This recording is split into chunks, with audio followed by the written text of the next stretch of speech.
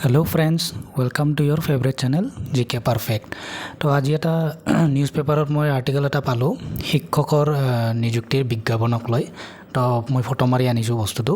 তো তোমালোকক মই এক্সেক্টলি কি নিউজত কি দিছে বস্তুখিনি মানে আৰ্টিকেলটোত কি দিছে প্ৰতিদিনত দিছিলে নিউজটো। তো সেইটো মই পঢ়াই শুনাইছোঁ।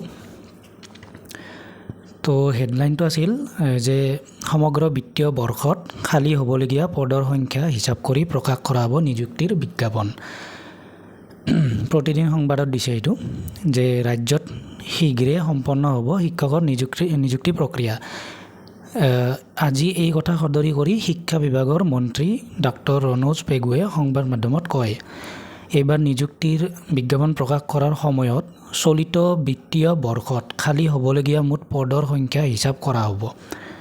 মানে এইবাৰ যে এডভাৰটাইজমেণ্ট ওলাব টিচাৰৰ, তাৰমানে এই চলিত বিত্তীয় বৰ্ষ মানে এইটো ফাইনেন্সিয়েল ইয়াৰত যিখিনি খালী হ'ব পাৰে আৰু সেইটো মানে হিচাপটো প্ৰথমতে আগতে কৰি ল'ব। তাৰপাছত কৈছে যে কেতিয়াবা আমি বিত্তীয় বৰ্ষৰ আৰম্ভণিতে বিজ্ঞাপন দিওঁ, কিন্তু নিযুক্তিৰ প্ৰক্ৰিয়া আৰম্ভ হওঁতে দ্বিতীয়টো বছৰ আহি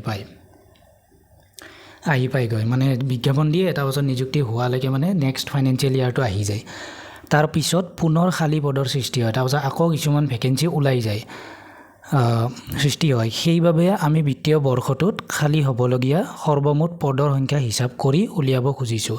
মানে এই ফাইনেন্সিয়েল ইয়াৰটোত যিখিনি মানে আৰু পষ্ট ওলাব পাৰে নেক্সট ছাপ'জ এডভান্সমেণ্টটো ওলাই দিলে প্ৰক্ৰিয়াটো কমপ্লিট হোৱালৈকে নেক্সট ফাইনেন্সিয়েল ইয়াৰ পাই গ'ল।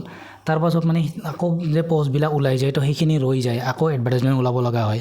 সেইকাৰণে এইবাৰ মানে সেইটো চাই ল'ব, আগতে মানে কেলকুলেশ্যনটো কৰি ল'ব, তাৰ পাছতহে তাৰমানে এডভাৰটাইজমেণ্টটো ওলাব। তো 2027 চনৰ 31 মাৰ্চলৈকে মানে ফাইনেন্সিয়েল ইয়াৰটো কিমান পদ খালী হ'ব তাৰ এক হিচাপ উলিয়াবলৈ বিভাগক কৈছোঁ। তাৰ আধাৰত আমি নিযুক্তিৰ বাবে বিজ্ঞাপন প্ৰকাশ কৰিম। মানে এইটো নিউজৰ পৰা এইটোৱে মানে মই বুজি পাইছোঁ যে এডভাৰটাইজমেণ্টটো ওলাব এইটো ফাইনেন্সিয়েল ইয়াৰতে ওলাব, কিন্তু মানে 2027 31 মাৰ্চলৈকে কিমান আৰু খালী পদ হ'ব পাৰে সেইটো মানে বিভাগবিলাকত কৈ কিনে সেইটো মানে হেৰি কৰিব, কেলকুলেশ্যনটো কৰি তাৰপাছত একেলগে এড কৰি দিব বস্তুটো। তো বাকী আৰু এটা দিছে যে ইপিনে শিক্ষক বদলিৰ বাবে আবেদনৰ পুনৰীক্ষণ প্ৰক্ৰিয়া আৰম্ভ হোৱা বুলি দুৱাৰী শিক্ষামন্ত্ৰীগৰাকীয়ে কয়। বদলিৰ আবেদনৰ পুনৰীক্ষণ প্ৰক্ৰিয়া ইতিমধ্যে আৰম্ভ হৈছে। জিলা প্ৰশাসনৰ সৈতে বিষয়টো আলোচনা কৰি যেতিয়া সুচল হয় তেতিয়া বদলিৰ প্ৰক্ৰিয়া আৰম্ভ কৰা হ'ব।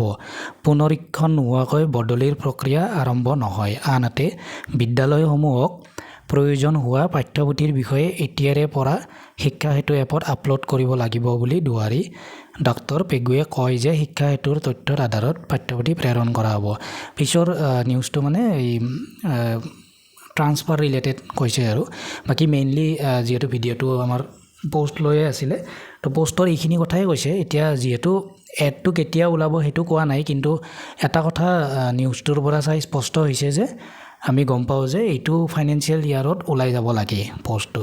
তো যিসকলে টিচাৰৰ বাবে আবেদন কৰিবৰ বাবে ৰৈ আছে তেওঁলোকৰ বাবে এটা ভালেই খবৰ, কাৰণ আৰু পষ্টটো অলপ বেছি ওলাব, কাৰণ নেক্সট ফাইনেন্সিয়েল ইয়াৰত যিখিনি ধৰা ভেকেণ্ট হৈ যাব পাৰে সেইখিনি বস্তু এইবাৰতে ওলাই দিম বুলি মানে ওলাব আৰু যিহেতু এনেকৈ কৈছে সিহঁতে কেলকুলেশ্যনটো কৰিব।